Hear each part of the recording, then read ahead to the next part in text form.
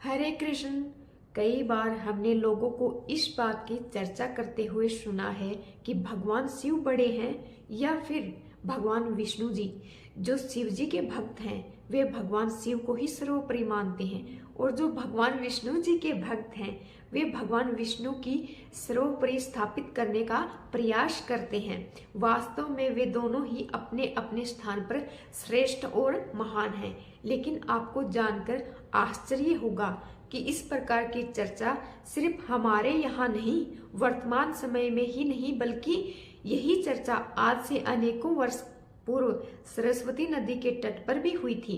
उस चर्चा का अंतिम समाधान क्या निकला था, यह हम आज की विशेष कथा में जानेंगे। इस कथा को लिया गया है श्रीमद् भागवत पुराण से। तो चलिए आज इसी इतिहास की घटना को हम दोहराने का प्रयास करते हैं। पुरातन समय की बात है। पवित्र सरस्वती नदी के तट पर अनेक ऋषि मुनि विभिन्न प्रकार के यज्ञ करने के लिए एकत्रित हुए थे। ये तो जग विदित है कि ऋषि मुनियों की वेद अध्ययन में कितनी रुचि होती है, क्योंकि हमारे सनातन धर्म में अनंत प्रकार के देवी देवताओं का वर्णन आता है। अतः उन महान ऋषि मुनियों के मन में यह प्रश्न उठा कि सृष्टि के त्रिदेव ब्रह्मा, विष्णु और महेश, इन तीनों में से कौन सर्वश्रेष्ठ है? इन तीनों में से कौन ऐसा है जो सदैव सत्व गुण में प्रधान रहता है? इस विवाद पर लंबे समय तक विचार विमर्श करने के उपरांत भी इसका कोई सटीक उत्तर इन ऋषि मुनियों को नहीं मिल सका। अतः उन्होंने ये निर्णय लिया कि क्यों ना इन तीनों महान विभूतियों की परीक्षा ली जाए तो और यह जांचा जाए कि आखिर इनमें से कौन सर्वश्रेष्ठ है। अब इसके लिए आवश्यकता थी एक विद्वान मुनि की, जो इस कार्यभार को संभाल सके। और जानते हैं वे कौन थे? भगवान श्री कृष्ण जी ने भगवत गीता में स्वयं कहा है कि महान ऋषियों में वह ब्रह्मा पुत्र भृंगु हैं। तो बस इसीलिए उन सभी महान ऋषियों ने भी एक मत होकर भृंगु ऋषि को ही अत्यंत कठिन कार्य सौंपा। ब्राह्मणों के कार्यों को निष्ठा पूर्वक करने की आकांक्षा लेकर भृंगु मुनि अब तीनों देवों की परीक्षा लेने के लिए निकल पड़े। सर्वोपरि यानी कि सर्वप्रथम बारी थी भगवान ब्रह्मा जी की। जैसे ही भृंगु मुनि ब्रह्मा जी के पास पहुंचे तो उन्होंने सोचा कि आज ना तो मैं अपने पिता ब्रह्मा जी को प्रणाम करूंगा और ना ही उनकी प्रशंसा में कुछ कहूंगा। इसके उपरांत उनके व्यवहार में आए परिवर्तन को देखकर मैं यह तय कर पाऊंगा कि क्या वह सर्वश्रेष्ठ हैं या नहीं। बस भृंगु मुनि ने ऐसा ही किया। ना तो उन्होंने अपने पिता ब्रह्मा जी को प्रणाम किया और ना ही उनके गुणगान में कोई वचन कहे।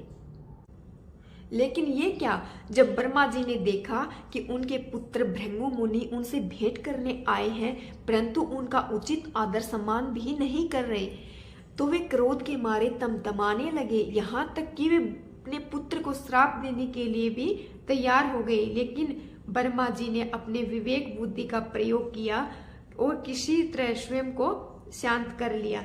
अपने पिता ब्रह्मा जी की परीक्षा लेने के उपरांत अब भृंगु मुनि भगवान शिव की परीक्षा लेने का निर्णय किया। इसके लिए उन्होंने कैलाश पर्वत की तरफ प्रस्थान किया, क्योंकि भगवान शिव का प्राकट्य ब्रह्मा जी से ही हुआ था। इसलिए वे भृंगु मुनि के भ्राता थे। भृंगु मुनि को दूर से आता देखकर भगवान शिव अत्यंत प्रसन्न हो गए। वे उन्हें गले से लगाने के लिए दौड़ पड़े। लेकिन ये क्या, भृंगु मुनि ने उन्हें कटु शब्दों में कहा, हे शिव, मुझसे दूर रहो। तुम सदैव अपने शरीर पर शमशान की राख लगाए रहते हो।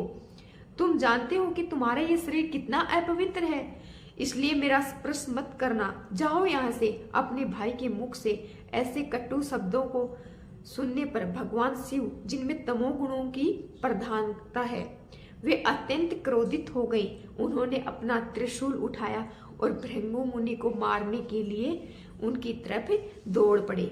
लेकिन भृंगु मुनि का सौभाग्य था कि देवी पार्वती जी उस समय कैलाश पर्वत पर उपस्थित थी। और ये सब देख रही थी। अपने पति शंकर जी को इस प्रकार क्रोध से तिलमिलाया देखकर देवी पार्वती जी को भृंगु मुनि पर दया आ गई और वे अपने पति से उनकी रक्षा करने के लिए महादेव जी के चरणों पर गिर गई। उन्होंने अपने पति को समझाया कि आखिर भृंगु मुनि उनके भ्राता हैं, इसलिए उन्हें ऐसा कोई व्यवहार नहीं करना चाहिए। आखिर किसी तरह भगवान शिव को अपने मधुर वचनों से माता पार्वती जी ने शांत किया और वे ऐसा इसलिए कर पाई क्योंकि उनमें तीनों गुणों की प्रधानता है।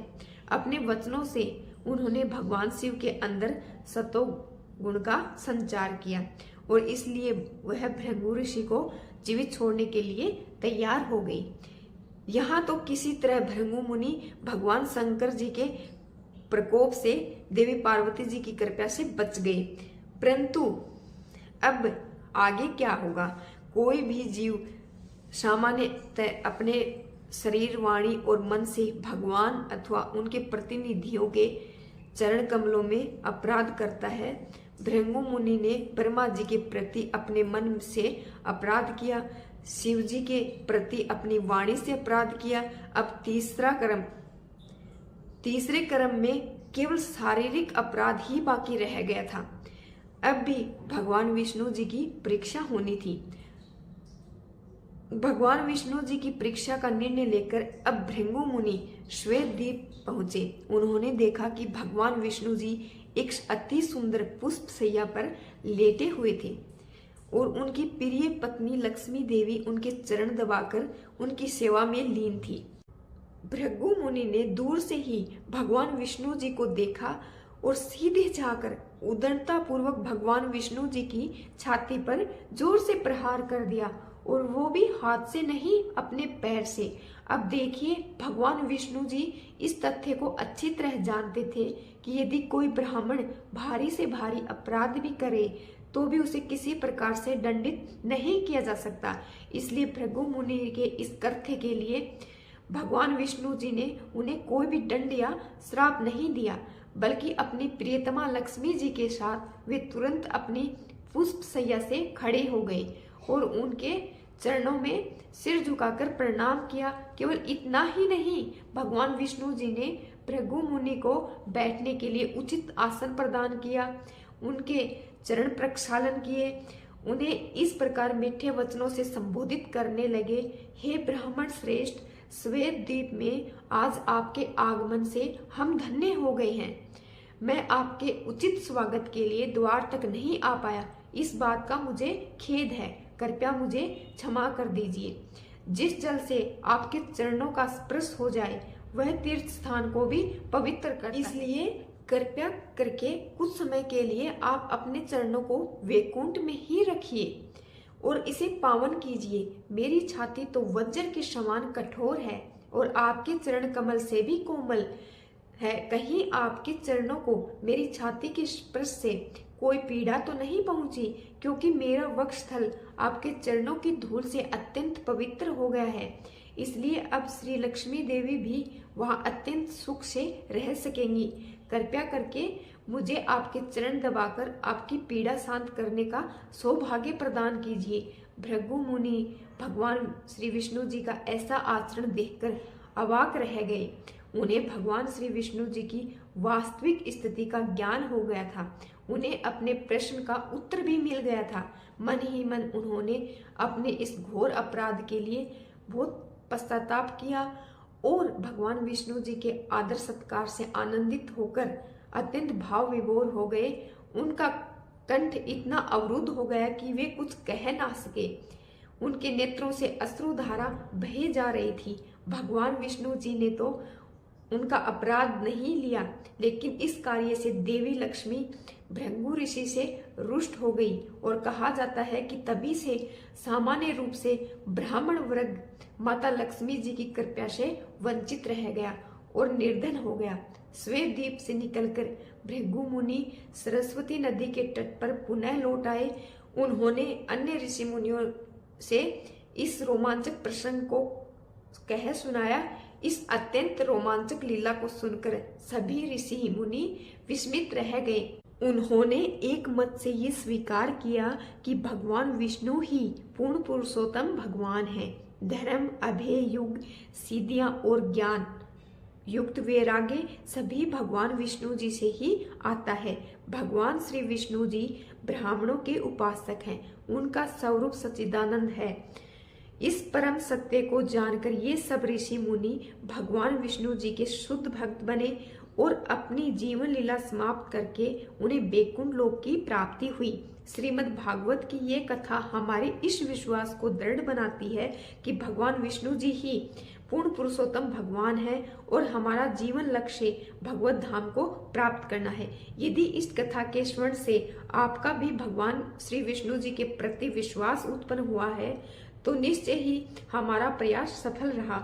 आप सब इसी प्रकार से भगवान के दिव्य लीलाओं का स्मरण करते रहिए और भगवान के दिव्य प्रेममय भक्ति करके अपने जीवन को सफल बनाएं।